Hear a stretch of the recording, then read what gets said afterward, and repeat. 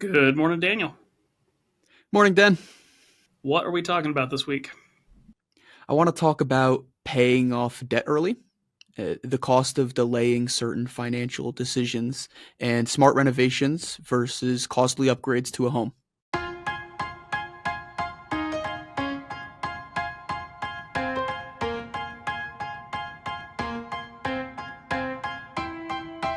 Welcome to the Science of Wealth, where we discuss the science behind financial planning and the art of learning and applying it.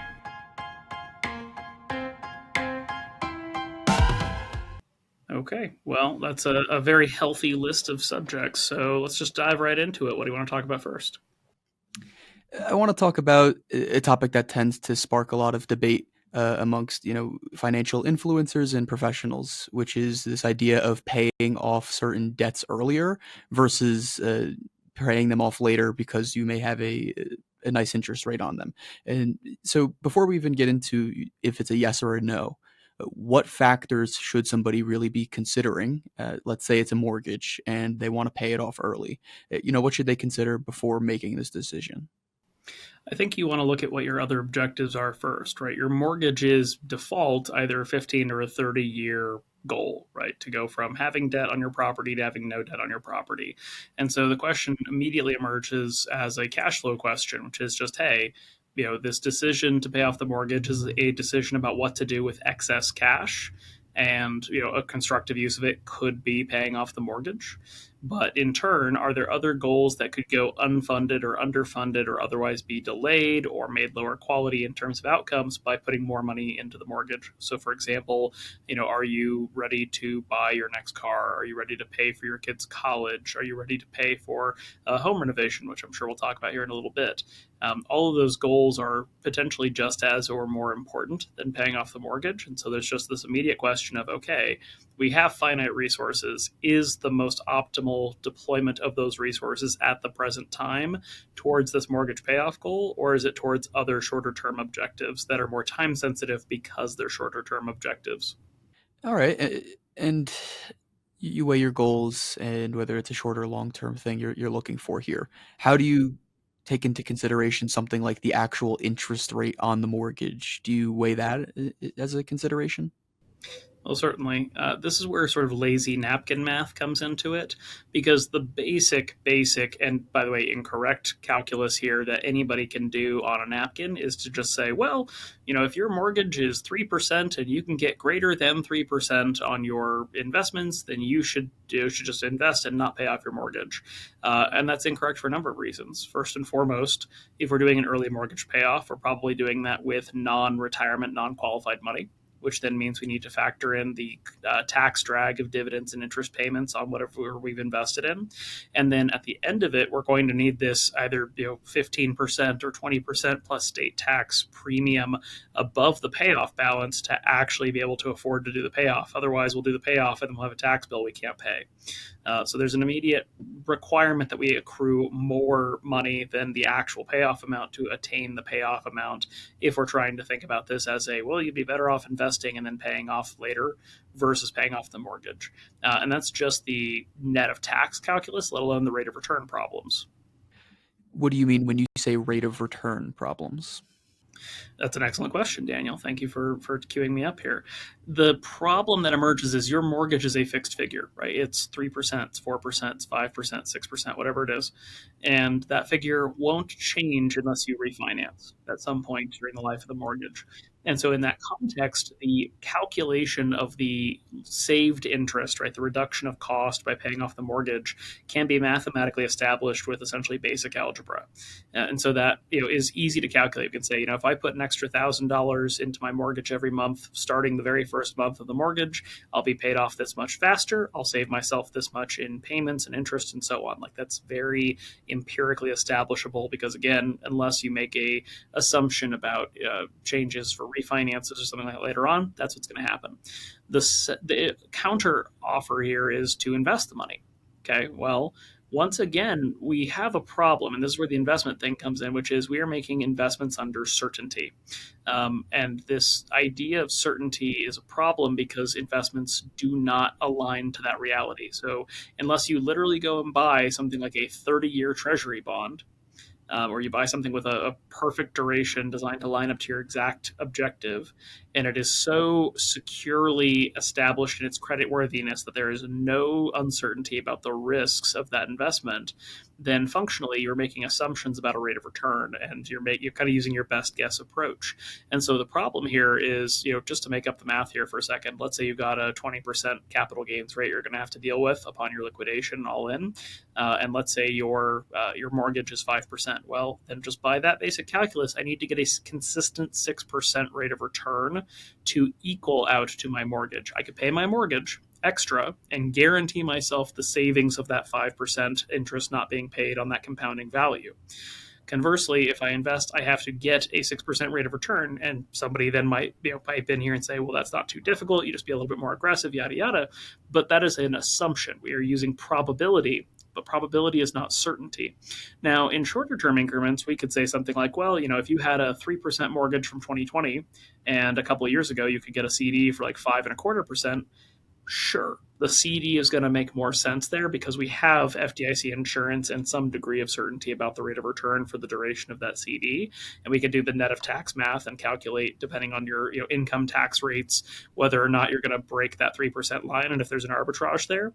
But as interest rates have come down and on bank rates, but mortgage rates have been high for the last several years, you don't have an easy FDIC insured guaranteed arbitrage. You have to make investments under a greater deal of risk and a greater deal of uncertainty. And that's where a sequence of returns, tax drag, right, your emotional journey, right? Do you have the discipline to perfectly execute this investment strategy for, let's say, 25 years to try to then break even on paying off early and so on? All of that stuff really comes into play in a way where it's not a certainty that just by investing at a higher targeted rate of return that we're actually going to end up better than paying off the mortgage.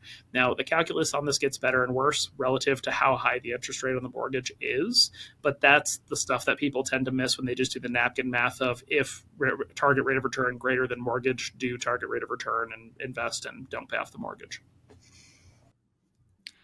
Okay, we work with some families who will occasionally receive an inheritance or a sum of money, and at that point in time, they will consider a decision like this, in which case there may not be those tax hits that you're talking about. If that's the case, at that point in time, does the calculus become more or less just calculating or comparing the rate of return, the investments and assumptions you make there, and comparing that to the interest rate on the mortgage?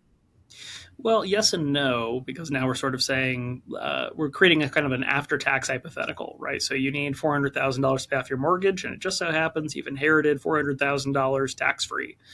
Cool. Okay, well, then the net of tax question no longer exists. Now the question you have to ask is, am I better off getting a guaranteed rate of return, aka interest saved in this case, of let's say 23 years at 3.5% because I have 23 years left on my mortgage and a 3.5% mortgage? Do I want to get a guaranteed interest cost savings of 3.5% compounding over 23 years? Or do I want to invest with a longer time horizon, right? Let's say 30, 40, 50 years, targeting a rate of return equal to or greater than 3.5% net of the future taxes on that. Because part of what happens here is the mortgage payoff thing happens as a limited game. There's a timeline here that we will hit at some point, also known as the 15 or 30-year duration. Whereas your general investing journey, your general wealth building journey is as long as your life expectancy. So here, then we get into another variable. Are you inheriting this money in your 30s because somebody passed away when you were younger and so it has a lot of time to grow and mature? Or are you in your 60s and your parents just passed away in their late 80s?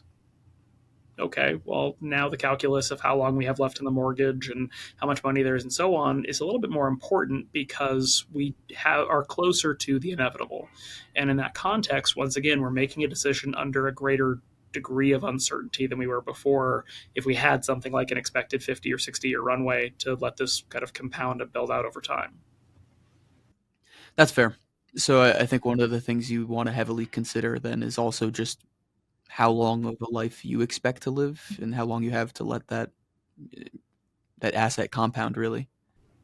Well, and something like the timing here really matters, right? Because if you do this, in year one, the value of the early payment is going to be enormous because it's going to compound out for 30 years.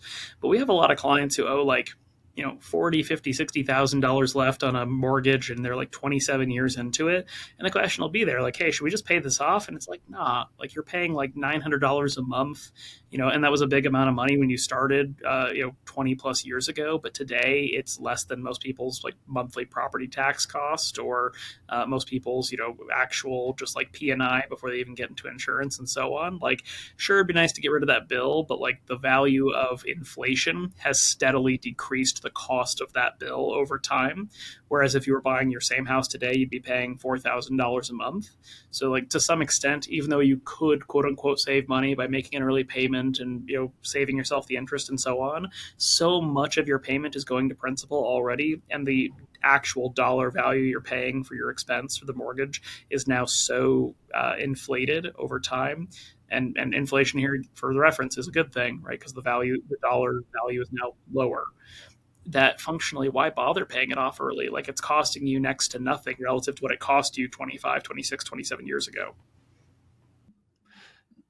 I think one of the interesting things about the mortgage or just debt in general is how some people feel towards it.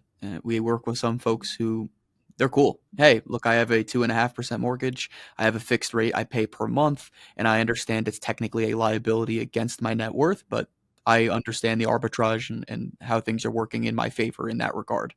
But then there's other people we work with and speak to who see it as such a handicap or a burden, it not only financially, but emotionally and psychologically. They don't enjoy carrying debt.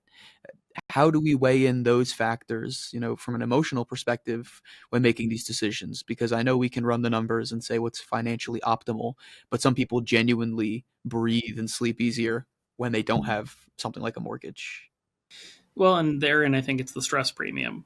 Stress has a number of health impacts, quality of life impacts, and so on. And so, from that particular standpoint, the question we just want to ask is, hey, are you like me? Are you a Dan Yerger, and having debt does not stress you out in the slightest because you're very comfortable with the math and the figures?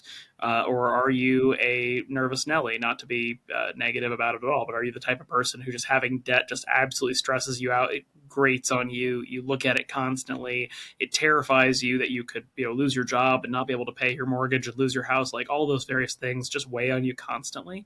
I think depending on where you live on the spectrum between those two extremes, you just have to then discount for it appropriately, right? If you're in my camp, it doesn't matter at all. If you're in that far extreme camp, paying off the debt is worth the psychological premium to you. And it may not be financially optimal, but we say it over and over again, money is permission. And if you want to spend your extra permission on being debt free so you can sleep better at night, that's well worth the investment.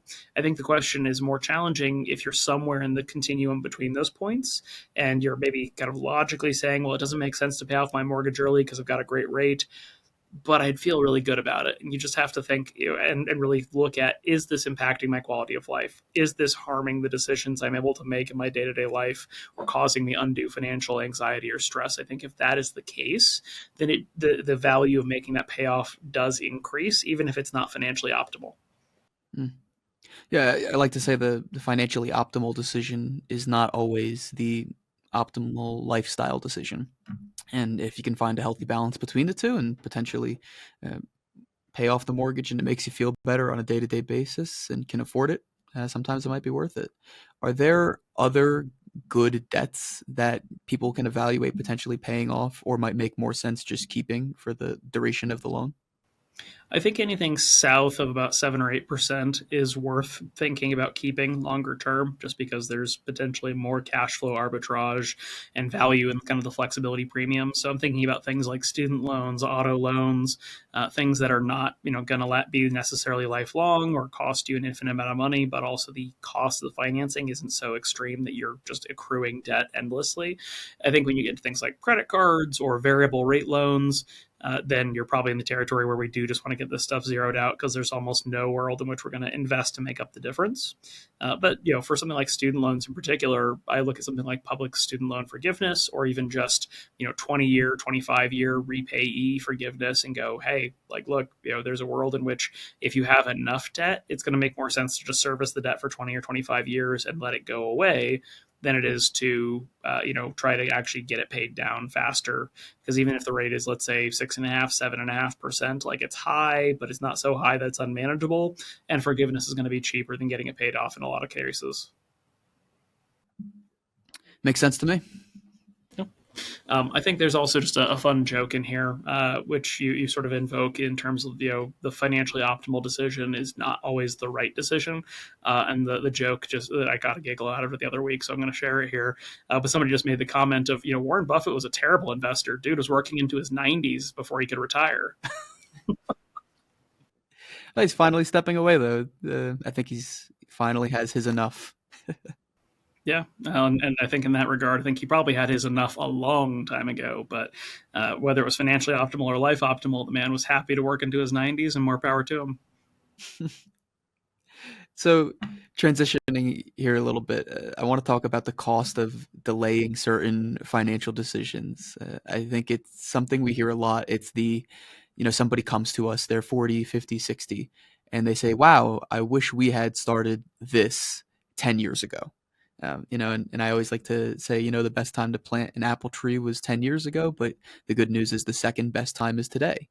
And I think we kind of feel it emotionally for our clients. It's this feeling of, wow, we should have done this earlier, or even somebody who may want to work with us continuing to put certain recommendations or items off. And, as people who work in this every day, we can sometimes struggle to understand why they may be doing that. And I wanted to kind of talk about it a little bit because for us, it makes sense. This will increase your net worth by X if you do it today. Do it today. But it's easier said than done. And a lot of people don't do that. Why do you think some people delay important decisions that they know they should pursue earlier than later? So there's actually a really good academic theory for this, which is the behavioral life cycle hypothesis, which followed the original life cycle hypothesis. And the original life cycle hypothesis essentially sort of posited that everybody in their lifetime has a certain level of consumption that they will default to. And it's sort of a magical, invisible number. Like if you think of yourself as a person who's going to be a lawyer and then is a lawyer and then is going to make lawyer money and have a lawyer career, there's a certain quality of life. And if you think of yourself as a person who works at the grocery store, you're going to have a different quality of life, so on and so forth. And that our consumption tends to be relatively consistent over a lifetime. And that in that context, then we can sort of naturally intuit what's appropriate levels of consumption for us based on our career and life expectations. And of course, you and I can think of a million problems with that, which is why the behavioral life cycle hypothesis exists. And what that really points at is that people try to smooth their consumption out over time. And consumption is an interesting word here because it sort of has negative connotations. We think of like overspending or indulging or something, but in the economic sense, consumption is just all the money you spend. So it can be the money you spend on taxes, on your home, on your childcare, on your college, on your groceries, on your vacations, everything.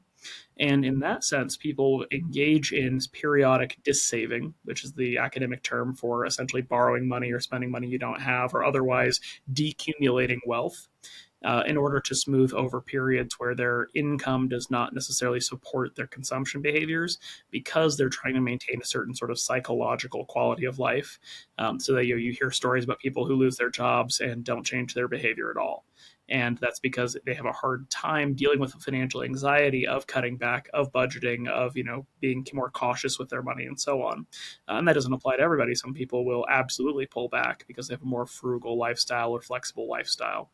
But in that context, to your question, I think the heart of the issue is that even though you and I as financial planners understand that time value of money is like the property of physics, it is the grammar of the language of finance to think about everything in present value and future value and to account for the change in value over time. Human beings cannot make all of their financially responsible decisions at a fixed point in time, or if they do, it's a very extreme event to say, like, I am going to deliberately save this aggressively my whole life and I'm going to make all the positive financial decisions on day one, and I'm never going to differentiate or deviate at any time. I think most people sort of have to do the whole how do you eat an elephant one bite at a time approach to their finances, which is like, okay, today I can handle fixing my portfolio. I'm going to sit down with Daniel here, and he is going to give me advice and guidance on how to allocate my 401k. I can do that. And then, next week he's going to ask me to look at my homeowners, my auto policies, and he's going to point out that there's maybe some lack of coverage here or that I'm paying too much. And I can deal with looking at a quote or two to try to fix that problem a little bit later. And, I know earlier when Daniel helped me with this planning conversation, he told me that I need to save $831 for my kids' college if they want to go to CU Boulder in 18 years. But like, God, that's just so much money out of my paycheck. I feel like I'm going to be able to stomach that dollar amount better 2 or 3 years from now after I think I'm going to get my next promotion and raise. It's like there's just sort of this rationalization thing where all the financial behaviors could potentially be affordable today and manageable today, but it's just sort of overwhelming to try to do it all at once. And I think that's part of our role as financial planners is to just consistently advocate for the right financial behaviors to help you arrive at the right financial outcomes. No, I think it's something we see all the time. We had a client come in a couple months ago, and they had worked with a planner in the past. One of the reasons they stopped working with them is they said they just overwhelmed us. They gave us this list of everything that we needed to do, and the expectation, while it wasn't articulated, was essentially we're going to get this done as quickly as possible. So, what did the client do with that old advisor instead of taking actionable advice on all the things they were provided? They did nothing. Uh, Conversely, we're working with them now, and it's important to recognize their tempo and the speed at which they can implement and digest advice, and starting to say, okay, well, we can build momentum over time. We're going to do small, actionable changes as opposed to large, extensive overhauls that are just going to completely overwhelm you. Even for me, like a example that has nothing to do with finance, running in a 10K in Boulder in about 2 weeks here. I despise running. I used to run when I wrestled in high school, and I have just a very negative association with anything that requires jogging because it just reminds me of having to lose weight for wrestling. And that's about 6.2 miles, I believe. So what I did is about a month and a half out, maybe a month out, ran half a mile and said, that's not 6.2 miles. It's not even close. But I ran today, and I'll do the same tomorrow. And I ran half a mile the next day. And over time, incrementally, I've been able to build up to a point where I'm now much closer to the actual 10K distance because I used kind of the same recommendations that we give clients, which is we'll do something small today that won't overwhelm you, as opposed to just trying to do everything all at once. And instead, if I had ran 5 miles that first day, probably would have been so sore and so miserable, I wouldn't have ran for another week. Yeah, it's an interesting thing, and you bring up this example of the client who had a financial planner already and who just sort of gave them everything, and it reminds me of the joke or the sort of I don't know what you'd call it, idiom, whatever it would be, of the little girl talking to her mom and saying, "I want to be a doctor," and the mom goes, "Well, honey, you're going to have to go to undergrad, and you're going to have to go to medical school and do a residency. It's a lot of work to be a doctor." And the little girl goes, "Yeah, but mommy, that's just three things." It's easy for us as planners to sort of have the, well, look, like here's the checklist of all the things you need to do to improve your finances. It's just 19 things, and if we can do it, we could physically do them all today. You just have to do it. Super easy. And it's easy for us to fall into that. And the trick there is that everybody has a different level of executive functioning, of motivation, of comfort, right? Just because we can do the math and show the recommendation doesn't mean people have reached the state of psychological confidence to implement everything on day one. And so it's an interesting experience. It's, I think, a fun debate that financial planners have where we often like to argue about how we get paid. And I'm not going to ramble on that too much, but a lot of that often, I think, invisibly revolves around a substantial difference in philosophy of how much work it takes to get something done, or whether it's actually the financial planner's responsibility to get anything done versus just telling the person, here's what you need to do. I think it's a really interesting piece of human psychology that, yeah, functionally, all you have to do to be fit is eat right and exercise. Done. Except for all the times we don't eat right and all the times we don't exercise.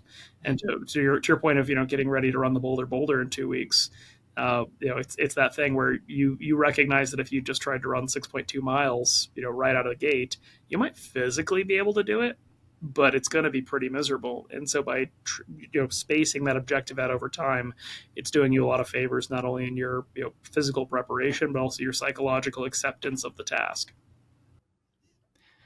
I appreciate you saying you think I'd be able to potentially do it, but you are considerably overestimating my stamina. But uh, quick question there. Uh, so would you say, our job as financial planners, right, is to help clients implement actionable advice and see it through?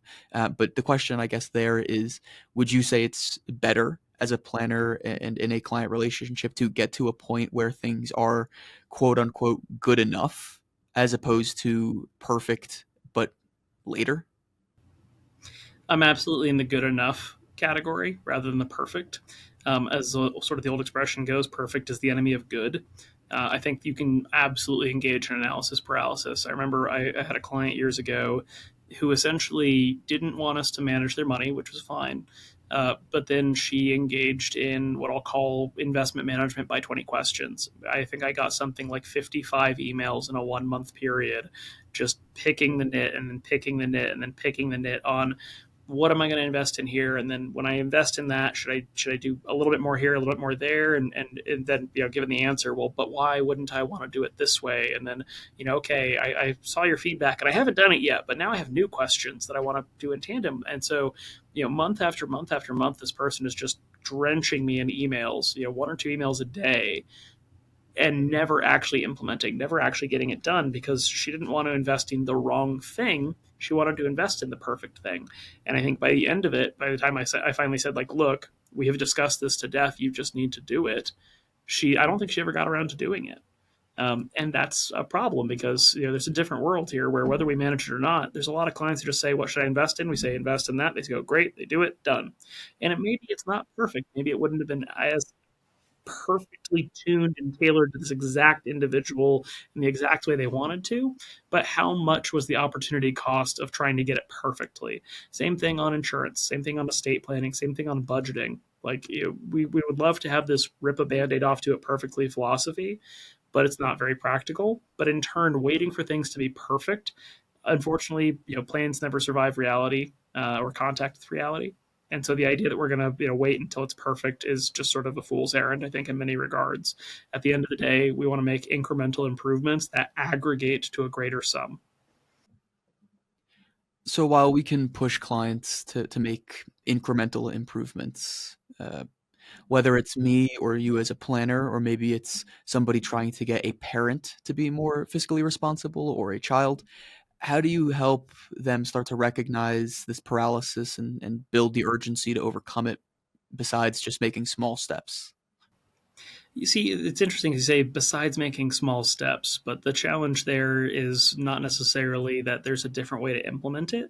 Maybe it's the question of the frequency of the steps or the size of the steps, right? What defines small, for example? But I think it is getting to an agreement about a consistent tempo and not having it be an act of willpower to take a step every time. So it's better to say, look, we're going to take a 1% improvement or 1% completion on this. We're going to do it every week, which means it's going to take us, over a year to get to 100%. But if we can agree to work with each other 1% a week at a time consistently for the next year and change, we will get there. Alternatively, if it is, hey, we're going to do this in 25% chunks, but you're going to have to just like absolutely get jazzed and amped and make time for it and really just focus and get your attention on it, and it takes an enormous amount of energy to get there, then the probability that we actually ever succeed in completing this is much, much lower. It is, good financial planning is not the creation of a financial plan. It is the active iteration. It is the process of assessing where we are, where we're trying to go, and making the motions to get there. And so, in that particular regard to your question, I think at the end of the day, it's about agreeing to how we're going to make progress and having the mutual respect between you and that third party about how you're going to help them get there, whether it's advising, whether it's holding their hand, whether it's just checking on them, but then also, acknowledging when there's been a deviation from the agreement and holding each other accountable to make sure that it's actually fulfilled. Excellent. Thanks. So, last topic here. Uh, Smart renovations to a home versus just costly upgrades. I think it's another one in regards to homes we see a lot in both my personal life and in my professional life. I call it the renovation hamster wheel. Somebody will redo the tiles in the bathroom, but now that they redid the tiles in the master bathroom, all the other bathrooms need to be renovated. And now that all the bathrooms have been renovated, well, the kitchen, I can't leave the kitchen out. And then since the kitchen's been upgraded, the basement, we need to do it all. Um, and I think a lot of times people will justify these renovations by saying, well, it's going to increase the value of the home. In theory, I put amount in today, but it's going to generate 10x or 5x for me if and when I decide to sell the home. And I think sometimes that's true, and sometimes people can just, you know, believe it even if it really isn't true. So I wanted to think about it today here. What home improvements first and foremost actually do increase the value of the home? I'm gonna sort of pull out a thing here, which is there's that expression, right? Comparison is the thief of joy, and my corollary to that is home renovations is the thief of your financial well-being. And I say that because there's almost no positive ROI on almost anything you could do to a house in micro bites. Now, this is different than, let's say, house flipping, right? Where somebody buys a complete teardown of a house and modernizes it and makes it acceptable for modern living. That's a different scenario. But I'm talking about sort of what you described, the incremental, well, I don't like this bathroom, I'm going to fix it. And then now that I have one really nice bathroom in my house, I really now, by comparison, hate the other bathrooms and feel more and more pressure to do something about those. And the problem is that generally speaking, you're not going to get a dollar for dollar return on those renovations, and you're almost certainly not going to get a premium return on those renovations just from a financial standpoint, let alone then the impact to your quality of life to have contractors or somebody, redoing your kitchen, redoing your bathroom. Um, I think there's an interesting thing that helps with this, which is to think of your home in its individual components more so than as the aggregation of the emotional weight that you give to the identity of your home. What do you mean by that? So think of something like your kitchen. Okay, kitchen renovation, cheap end 5% of the home value, luxury end 20% of the home value. Right, the kitchen is this central, very important space in your house, and it provides very obvious important functions like the storage and preparation of food. But in that sense, what your kitchen actually is, when you break it down, it is a series of boxes or platforms that hold things like dishes, pots, pans, etc. It is perhaps a container, aka cupboard or pantry, that holds food. It is a cold metal box that holds food. It is one or two large appliance devices that either heats food up or otherwise cleans dishes, and it is a source of water. And when you break it into those individual components, and I ask you, how much would you pay for a source of water? You probably don't think to yourself like, well, I'd pay $20,000 for a source of water, but you can spend $20,000 on a custom sink setup. If I say, would you pay $5,000 for a wooden box? Probably not, because you probably immediately think, well, how much is plywood? Like, come on, it's just a box. But people will pay several $1,000s per cabinet across a series of nice matching cabinets. How much would you pay for the metal box that keeps your food cold, right? A refrigerator. You can get a refrigerator for a couple $100, but people will spend thousands of dollars on it. So I elucidate this as sort of the individual components because it's the aggregate emotional thing we're buying. We walk into our kitchen and we go, it just doesn't look the way I want it to, or it's a little small, it's a little tight, or it just feels dated. But the functionality of that space is not going to change if you spend 10% of your net worth making it really nice and modern or pretty. Same thing for your bathroom. Break it into its individual components. It's a source of water. It's a place to get rid of waste. It's a place to clean yourself. Okay. And again, in individual components here, how much would you pay for a source of water?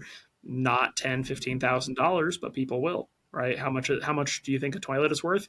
Not that much, but people spend a couple $1,000s to get a different toilet put in place, right? How much is it worth to run water over your body or sit in a pool of water with some soap and shampoo? It's worth something, but again, is it worth 10, 15, $20,000? Probably not. But we build up this emotional story around the space we live in. Not to ramble here too long, but there's an interesting conversation that I had with a client just in the past week. He and his wife have had this on and off conversation about like, do we are we in our forever home or do we want a bigger, nicer, better forever home? And this has been a going conversation for years and years. And they finally came to me last week and said, "Hey, we think we've identified our forever home, but we've run the math on it, how much it's going to cost, what it's going to do, yada yada, and we're kind of worried about like, is this the right decision for us?" I said, "Look, you currently have financial bandwidth. The cost of this new home is going to eat up that bandwidth, just to be clear. That's okay. But now what you're making a decision about for yourself and your family is the importance of your home and making the memories and having the experiences that you want to spend that permission on versus staying in your current home and having Disney experiences or having plane ticket experiences or having nice trip out experiences. In the future, you'll make more money, you'll grow your income, and those will be more viable, but you're essentially deciding to put kind of all your life experiential eggs in one particular big nice house basket versus individual experience basket. And their final decision was, yep, that's what we want to do. And that's a powerful decision for themselves. But what they're actually purchasing in this process is a couple more rooms, a slightly different location, a slightly bigger like yard and space, and otherwise in the individual components, more or less, it's the same thing they had before. And that's meaningful and important to them. But that is the aggregated decision, not a decision based on the literal value of having, let's say, 600 more square feet. Okay, so seems like the general idea here is when you break it down, a lot of these renovations, if not all of them, actually do not materially increase the value at all.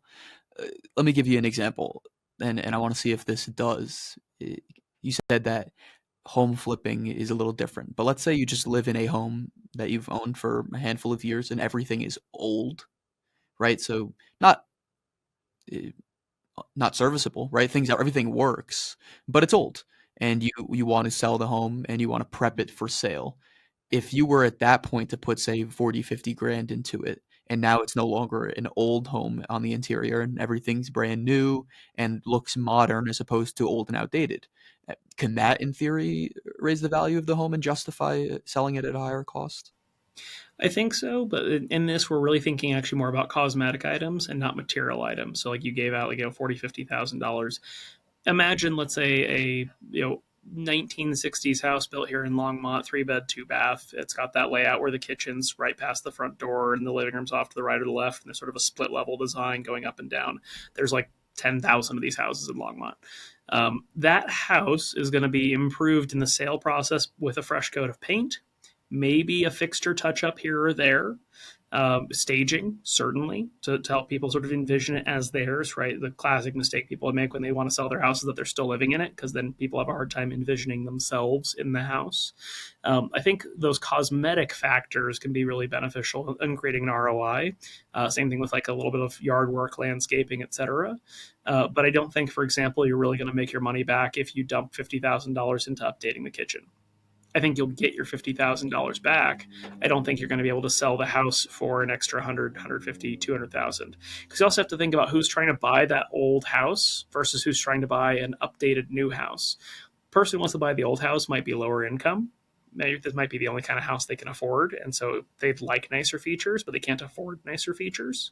It might be somebody who wants to flip the house, right? They're going to put the money and capital into it, and so if you do some little touch ups here and there, they're going to be like, "Well, thanks for that, but like, meh." I'm going to do my own thing, and because I have a certain design philosophy I want to use to maximize the value in the home. So I think there's lots of little touch up things you can do to improve a house, and I do think you can make your money back from certain renovations and updates.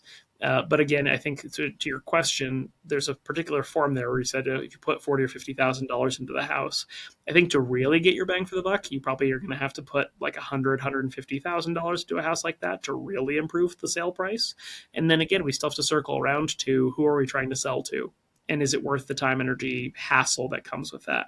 Now, if your house is a death trap, that's a different conversation. But if it's just, yeah, we never updated the kitchen, all the bathrooms are original, etc., there's an audience for that house. You don't have to do a lot of work and incur a lot of cost and risk by doing so to then sell that house for a perfectly reasonable premium. Because I think when you put in, $10,000 worth of work, I don't think you're going to magically turn that into $20,000 in a lot of cases. I think also, I think people think that they're getting an ROI on renovations because they struggle to delineate between just the real estate market and the appreciation and what people will pay for the home as opposed to what people will pay because you renovated something. So they may put 10, $15,000 into something and say, well, I got $1 million for the house. Clearly it paid off. When in reality, it's like, well, they were willing to pay that anyways, regardless of the renovations, because that's what the market was, you know, willing to offer. And that's what people are willing to pay for the home. And here's a good example where sometimes there's going to be a fringe case that proves me wrong here. And I can think of one particular one. When my wife and I were looking at buying a house in 2021, bearing in mind we and everybody else had just spent the last year staring at the walls of their old house or their old home going, ugh, I hate this. I want something new. There was a house put up for sale here in Longmont. It was a tri-level house, so garden level, sort of downstairs, kind of 1.5 story upstairs. You walked in the front. This is again a house that's all over Longmont. You walk in and there's a staircase in front of you that goes down and one that goes up, and that's sort of how you split the house up. And like the kitchen and bedrooms are upstairs, and there's sort of like living room, den, bathroom downstairs. It was in the northwest side of Longmont. I think this house was probably regular, like retail value, probably worth like $400,000 to $420,000. But the people who lived in the house were artists. And so their house was decorated beautifully. Their furniture was beautiful. They had all this original stuff in it. The backyard was very well custom built out and well done, so on and so forth. So it was just a beautiful, perfect demonstration of this house. And I think this house sold for something like $170,000 over asking. Bearing in mind, again, the time was a little bit extreme, but I think probably the person who bought that house, I would almost guarantee, had enormous buyer's remorse afterwards. Because when those people moved out and took their beautiful furniture and took their beautiful art and took all the things that kind of gussied it up and made it really like a beautiful, well lived in space, I'm going to bet that they suddenly realized that they had bought kind of an older mid century wooden box that without all that beautiful stuff in, they probably wouldn't have paid more than 500 for, even in the current environment. And so there is something to aesthetic improvements and things that sort of help story tell and create a vision of a beautiful space that can really improve the value. But like nothing in that house had been renovated or updated. It was all original. But they just happened to have put beautiful things in it that sort of could tease your brain into thinking it was worth more than it was.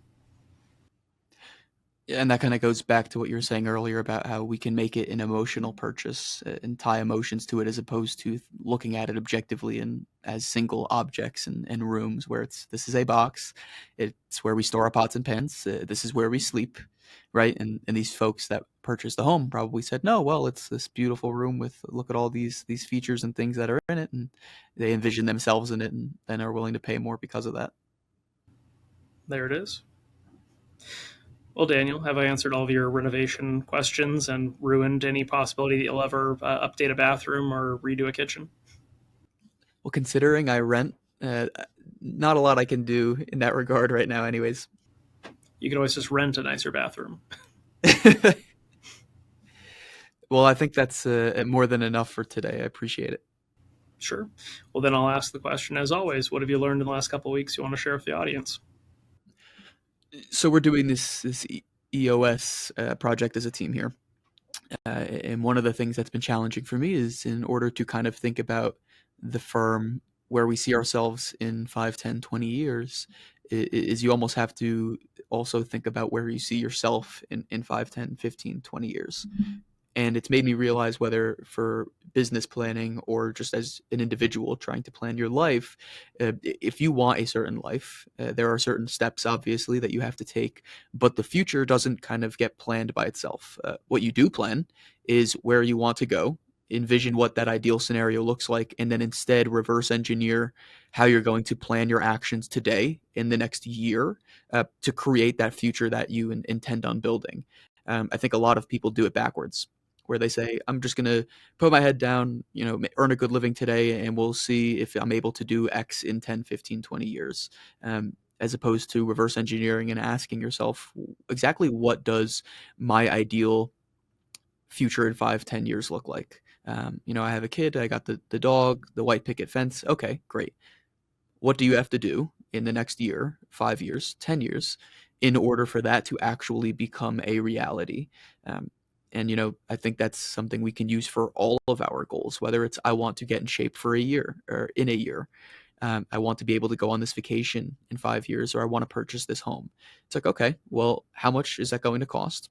And how can we reverse engineer into today what actions we actually need to take? And it kind of goes back to earlier when we said small actionable steps and doing good as opposed to perfect tomorrow. What little step and incremental improvement can you make today toward the goal, as opposed to putting it off and doing something tomorrow? And I think it's universal for a lot of goals.